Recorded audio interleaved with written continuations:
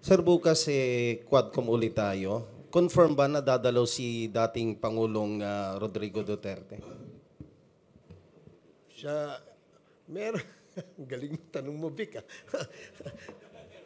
Kala ko dito lang tayo muna sa property. Sige, hindi. We already sent out invitations. Nireiterate lamang natin. Kasi nga yung dati na pinadala natin, kung di ako nagkakamali, during our second or third Quadcom hearing yan, napadala natin yung mga invitation na yan. Pero walang tugon. Walang, no? That's why we reiterated. Maaring hindi natanggap, maaring, kaya nga, itong invitation na ito, nagpadala tayo ulit. Natanggap po ba? Wala pa kaming feedback. I think we course it through the PNP na mapadala ito para mas mabilis. So, okay. Good morning po, good Congressman. Earl po from IVC 13. Sir, on another topic, sa press con po ni Vice President Sara Duterte and over the weekend, ilan po sa mga House leaders natin na nagpahayag ng kanilang pagkabahala sa ilang mga statement na binitawan ng ating Vice Presidente. Any comments or reaction po on this one, sir? Thank you.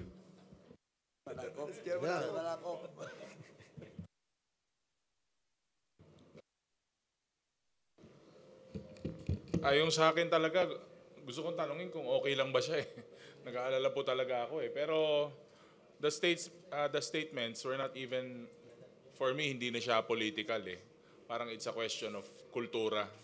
Nasa kultura ba nating mga Pilipino yung mga ganyan na statements? Ganyan ba tayo pinalaki? Ganyan ba kapaligiran natin? So, talagang nanlilisik. Parang galit na galit sa mundo. So, yun lang. Kaya talagang question ko po eh, kung talagang okay ba siya. So, yun. Follow up? Hello? Congressman Rog, your comment? Well, I have to agree with si Congressman Ortega. I think it's a cultural issue, especially yung relation to dun sa disgraceful yung bangkay. And I think most of the people have already complained po, no?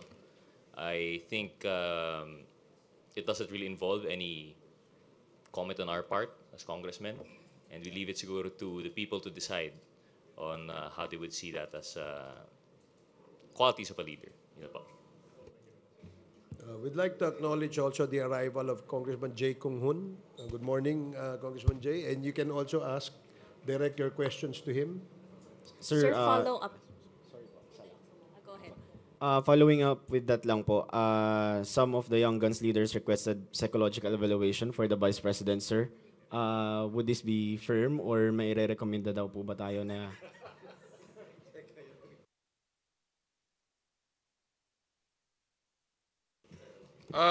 Suggestion lang naman yun. Hindi naman, una-una, hindi rin naman ako pwedeng magrekomenda at wala rin akong kilala.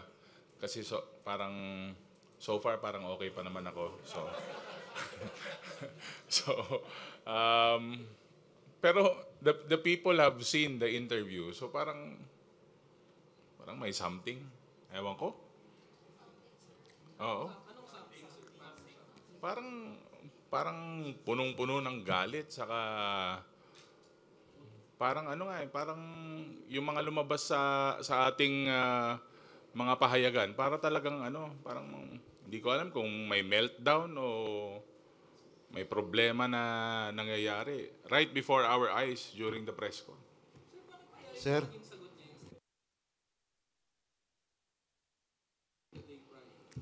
Yung kasi yung yun ang lalabas sa news juicy eh. So, dito naman sa Quadcom, from the start, we've been evidence-based.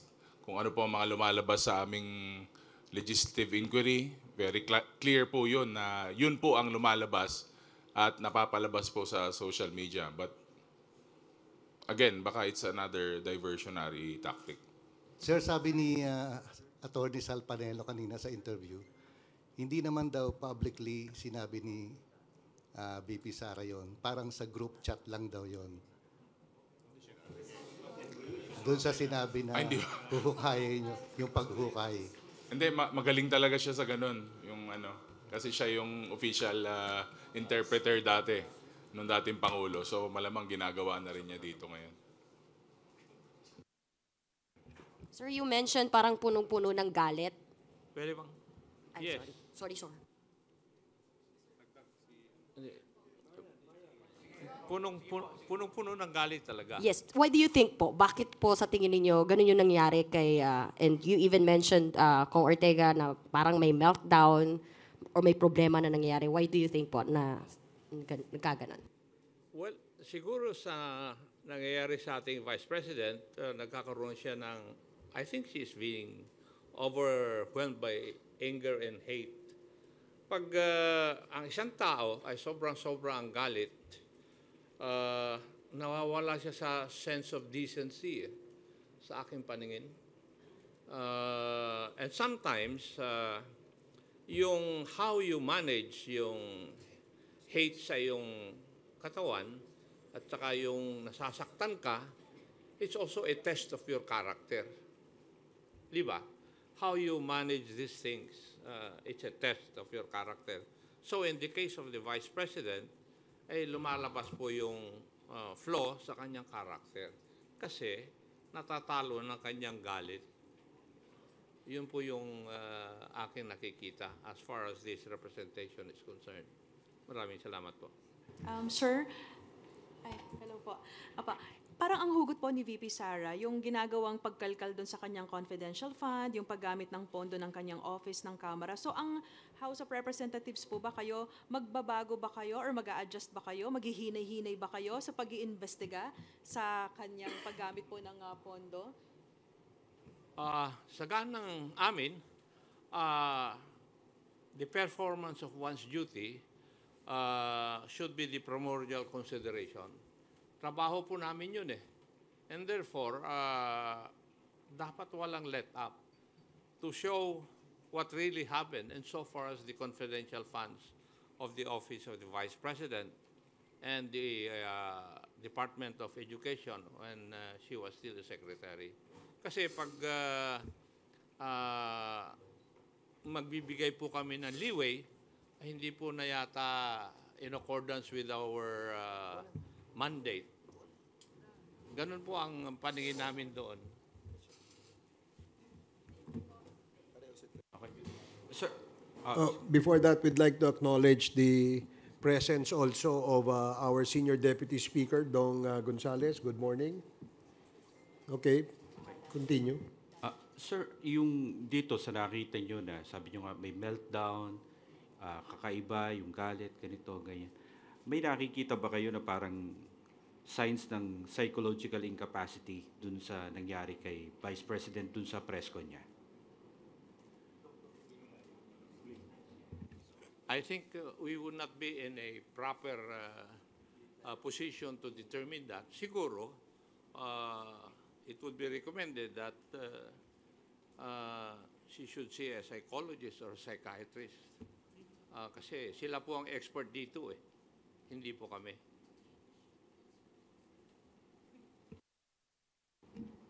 Sir, sorry, good morning po. Hindi lang po si Pangulong Marcos and former President Apo Marcos yung, kumbaga, tinira ni VP Sara. Meron din po kasi siyang binanggit, laban din po kay Speaker Romualdez, na sinabi niyang embarrassment daw po ang ating House Speaker. As House leaders, ano pong masasabi po ninyo dun sa pahayag po na yun? That's her opinion. It's not the opinion of 120 million Filipinos. Di po ba? And she is entitled to her opinion.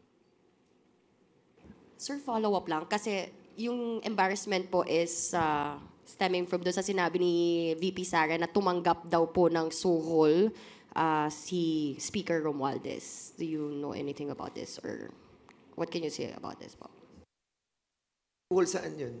She did not expound or elaborate po yung tungkol doon sa susunod daw niyang press con. Pero, So we will not be commenting on that kasi hindi naman namin alam kung ano suhol yan. Hayaan mo po muna mag-expound siya. Then we'll answer the issue about it. And second siguro, I'd just like to add no. Just like what we have done with the Office of the Vice President, giving due courtesy to that office, ang unsolicited advice po is the Vice President should also give due courtesy to the Office of the President and, of course, to the late Ferdinand Marcos Sr. Yun lang po. Kasi well in fact, for the record, napakaganda na pong binigay naming courtesy sa kanya nung she was invited during the Good Government Committee hearing. Well, in fact, he was allowed to speak while not taking her oath. So, yun lang po, unsolicited advice. Just give due courtesy to the office of the President. Well, Congressman Gonzales po, no? Well, regarding dun sa suhol, di po namin alam yun, di ba? Ang pagkaalam ko po from the day of the campaign, ang kasama po ni Vice President Sara ay si Speaker Martin Romualdez. Alam niyo po, sa totoo lang, pag nag-uusap kami ni Speaker, kasi po may survey na lumabas na mababasa sa Pampanga during those times, ang pinakiusap ni Speaker Romualdez sa amin na kung pwede tulungan si Vice President Sara sa Pampanga. Kasi nga, may kandidatong Kapampangan doon, si Kiko Pangilinan. At mataas si Kiko Pangilinan kasi Kapampangan. So, win-work out po namin yun. At from day one up to the proclamation, kasama po si Speaker Martin Romualdez. Ang kwento, lahat po, siya po ang nagmamalasakit kay Vice President Sara. Kaya nagtataka po ako, biglang bumaliktad, na kung hindi sa'yo, Speaker Martin Romualdez, hindi ako naging Vice President. Meron pong statement ganyan nung napanood po natin yun. Kaya sana po, hindi po natin alam kung ano ang nasa isip ni Vice President Sara, at yun man lang sabihin mo na uhukayin mo yung tatay at itatapon mo sa West Philippine Sea. Ako po isang nasaktan bilang anak. Kung ako po si Senator Amy Marcos, sinabi sa tatay ko yun, palagay ko, hindi na po kami pwedeng magkita at mag-usap sa panahon na yun. Sasabihin ko, ibang klase na to, ibang usapan na to.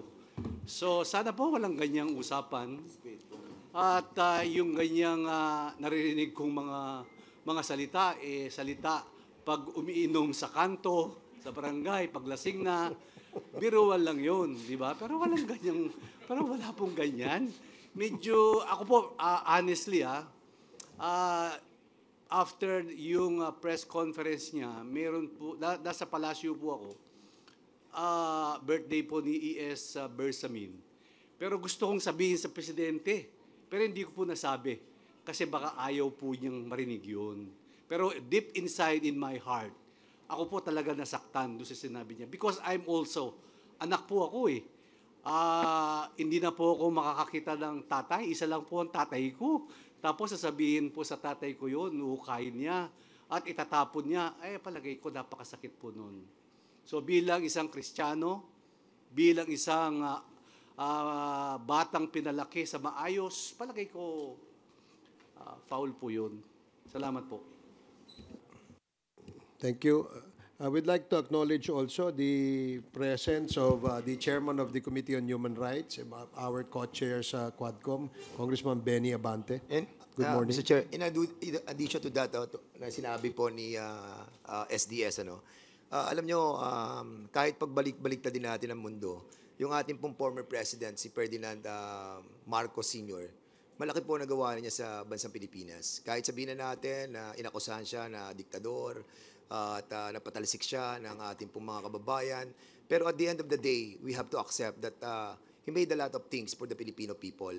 At yung pong pagsasabi na huhukayin siya at itatapon sa West Philippine Sea. Medyo parang sa mga nagmamahal, no, lalo na yung mga Marcos loyalists, no, na nakita natin na talagang pinaglalaban yung ating pong dating Pangulo, napakasakit po nun. And we have to be careful with our statements, no? Kasi hahabulin tayo ng panahon at pagkakataon. Like for example, yung ginagawa po na statements ng ating pong dating Pangulo, si Rodrigo Roa Duterte, ngayon hinahabol na po siya ng sitwasyon. We hope that this will not happen to the Vice President. But definitely, somebody might file a case against her. At nobody can prevent that dahil nga wala namang immunity ang ating pong Vice President. Masakit po yung mga ganitong klaseng salita na hindi naman po dapat nasabihin na nanggaling sa isang opisyal ng ating bansa. Sir, clarification on the invitation kay former President Duterte. 18 pa po yun, October 18, yung reiteration ng invitation ninyo. Meron na po bang feedback from the PNP kung na-deliver man lang po doon sa bahay itong, at may nag-receive nitong invitation? And second question, kung meron ding reiteration ng invitation kina Senator Bongo and Senator De La Rosa? Well, dun sa previous invitation that we sent, I think, kundi nga ako nagkakamali, during the second or third Quadcom hearing yun, open-ended yun until we conduct these hearings.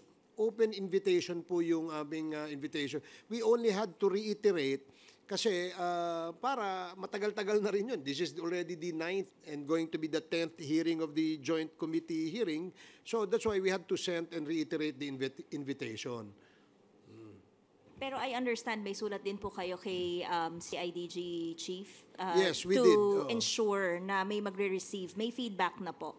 As we speak, wala pa. Wala pa kaming nakukuhang feedback. But we had to course it through the PNP kasi sila ho'y nakakalam ng address doon sa area. And we always do that naman every time we send out invitations to personalities outside of Metro Manila.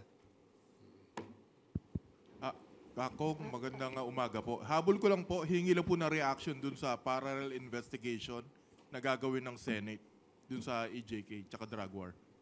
Well, kami, I'm sure narinig nyo na yung aming opinion tungkol dyan. Kami, sang-ayon din kami dyan. No? In fact, mas maganda nga na magkaroon din ng isang parallel investigation dahil wala namang prohibition sa aming rules.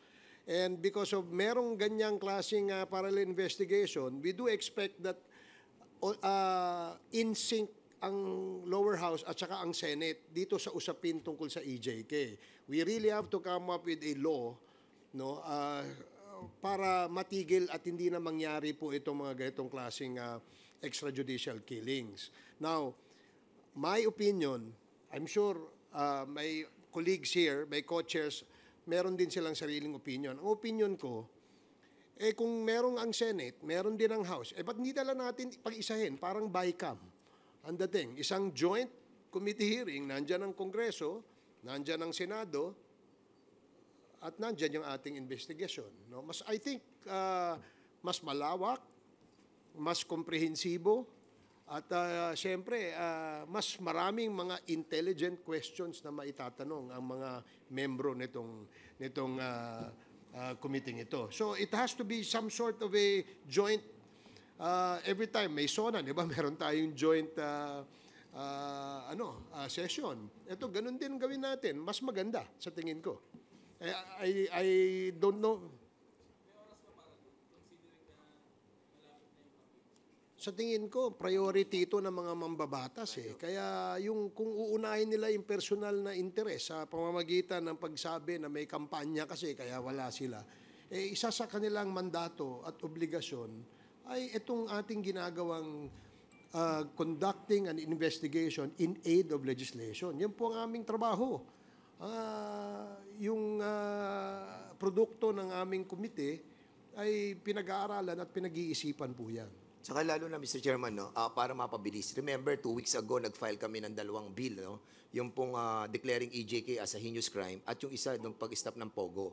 Now, kung hindi magiging sinking yung upper and lower house, pagdating sa ganitong klase ng investigation at bills na pinal natin, by December, ang order ng Presidente tigil. Kung hindi natin mag-aaprubahan yung POGO bill na we filed, together with the upper house, mababaliwala po yung ating pong ginawang submission or filing of that two bills. Mas maganda po para mapabilis po yung ating pong kilos ay magsama na po ang Senado at ang Kongreso.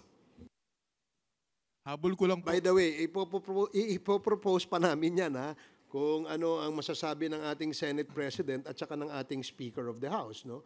It was just an idea na tinitingnan natin kasi para masabi na impartial itong investigation na to. Dahil tayong lahat, bawat Pilipino ay naniniwala na kinukundina natin ang mga pagpatay. Wala po siguro magsasabi dito na natutuwa sila mayroong pinapatay. Di ba? So dahil nga ganito kalawak itong usapin na ito at itong usapin na ito ay isang usapin of national importance, therefore, ang Kongreso, ang Senado at ang lower house ay dapat magtipon para talakayin itong usapin na ito at gumawa ng solusyon ng sa ganon ay hindi na maulit ito. Habol ko lang po, ibabalik ko lang ng konti doon sa kanina. Bukod po ba doon sa pagbili ng lupa, meron po bang ginamitan ng ibang peking birth certificate para makakuha halimbawa ng gun license tsaka ng driver's license? May ganun po bang nakita yung Quadcom? Hello, lahat po. It all started with LCR and PSA. Pag may PSA na po, papasok na po yung LTO. Lahat na, and that includes passports. So, lahat ng mga government IDs and passports, doon talaga nagsimula doon sa LCR at saka sa PSA. So, meron pong na-discover na ginamit yung pagkuha ng gun license, ginamit yung peking birth certificate? I think sa case ni Tony Yang, kay Tony Yang,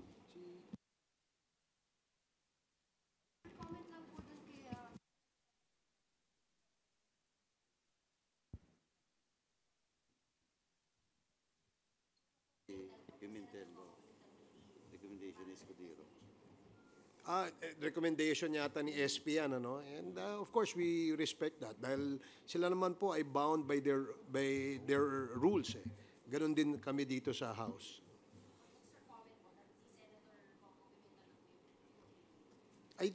Well, kasi hindi pwedeng siguro, naisip nila na hindi pwedeng si Senator Bato because he's being implicated, no? Bilang chairman ng Committee on Public Order and Dangerous Drugs sa Senate.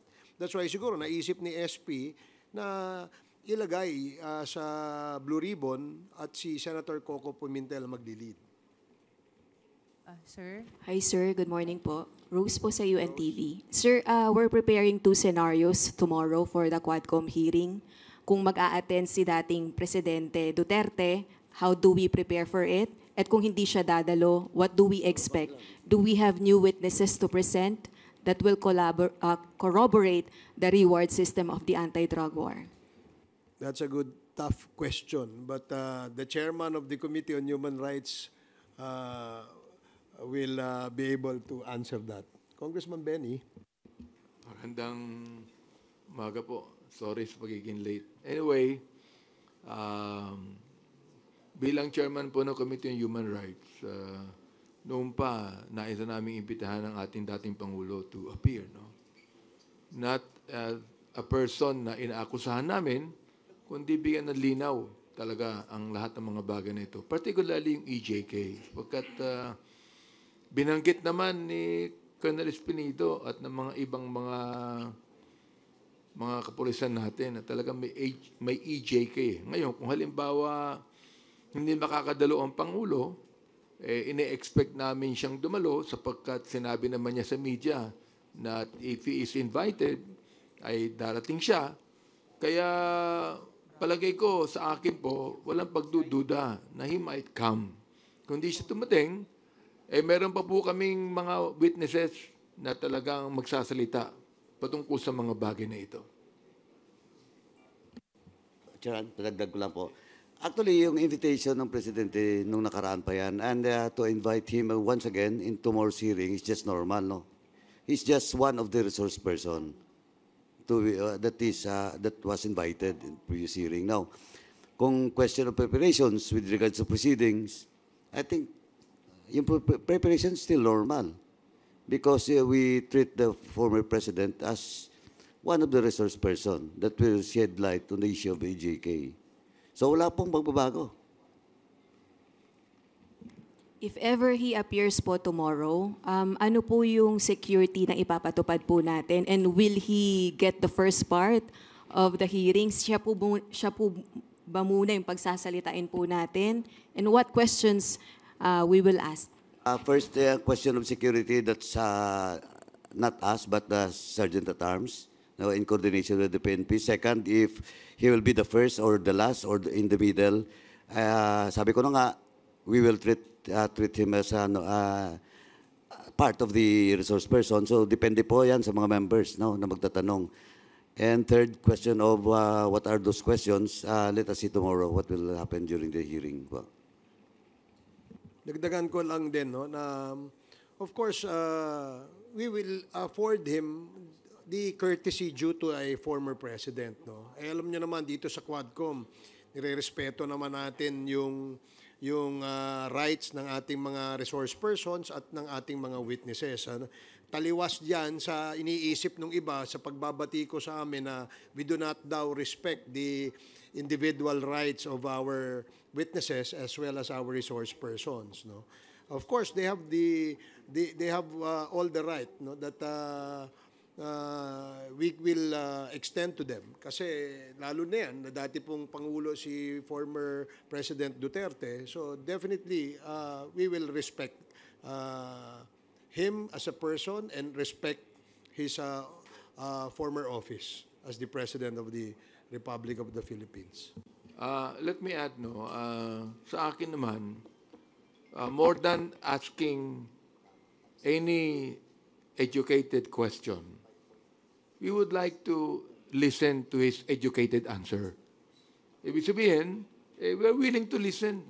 Di ba? I mean, for him to explain to us yung war on drugs, we're willing to listen. For him to explain to us why is it necessary on the war on drugs that more than 20,000 people were killed. We are willing to listen. Oo. We're willing to listen na sinabi niya several times na patayin ang mga drug pushers. For example, we're willing to listen kung bakit niya sinabi yan. We're willing to listen na yung kanya mga binanggit na pinapatay, na-embolden ang ilang mga pulis na gawin ang hindi dapat gawin. We're willing to listen. We're willing to listen to him. Nasabihin niya, nagkaroon ba ng due process bilang chairman ng Committee on Human Rights? What I'm concerned about ito, nagkaroon pa ng due process. Nagkaroon ba na tinatawag natin sa konstitusyon na binigyan ng pagkakataon kahit mga suspect yan na hindi natin binibilang na mga kriminal unless proven guilty. Bilang ang ating dating Pangulo ay piskal. Naniniwala po siya sa due process. Naniniwala po siya na dapat bigyan ng pagkakataon ang mga suspect kahit mga drug lord pa yan. We're willing to listen. We're willing to listen kung bakit more than 7,000 ang mga pinatayan ng mga drug pushers sa mga maliliit. Pero yung mga malalaking drug lords, buhay pa hanggang ngayon. That is what we would like to know.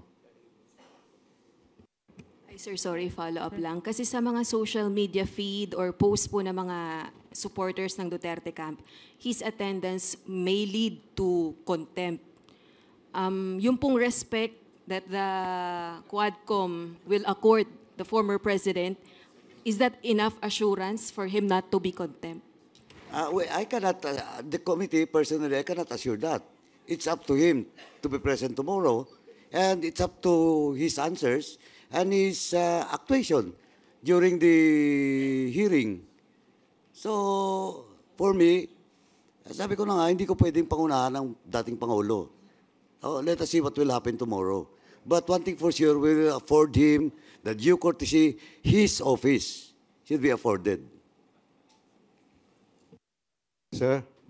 Sir? Sir? Sir, sorry. Sir, go ahead. Sir, follow-up ko lang yung sa mga Chinese na may title. Meron ba may narinig ako, if baka mali lang ako, Tony Yang, the brother of Michael Yang, kasi meron ding ID Tai Yang. ID Tai Yang is same as Tony Yang. No. Iba yan, magkaiba yan. But this ID, ID Taiyang, yung Chinese name niya is Jia Yang. okay. Pero related ba to sa kay Michael Yang and Tony Yang, sir? Si Eddie Taiyang is related by business associations. As business associate Yeah, of but of Michael course si Yang and Tony Yang. Tony Yang is related to Michael Yang, the brother of Michael Yang. So, itong si ID Tai Yang is business associate ni Tony Yang. Tama, No, sir? ni Michael Yang. Michael Yang. Okay, thank you. Thank you, sir. I just like Sir, kagaya po nung nangyari sa good government na hearing, hindi po tumayo si VP Sara para mag-take ng oath. Granting po, pumunta po si former President at hindi rin po tumayo para mag-take ng oath. Again, as I've said, I cannot personally, no, I cannot answer about it, but we have to stick in our rules. What is our rules should be followed during committee hearings. And let us see tomorrow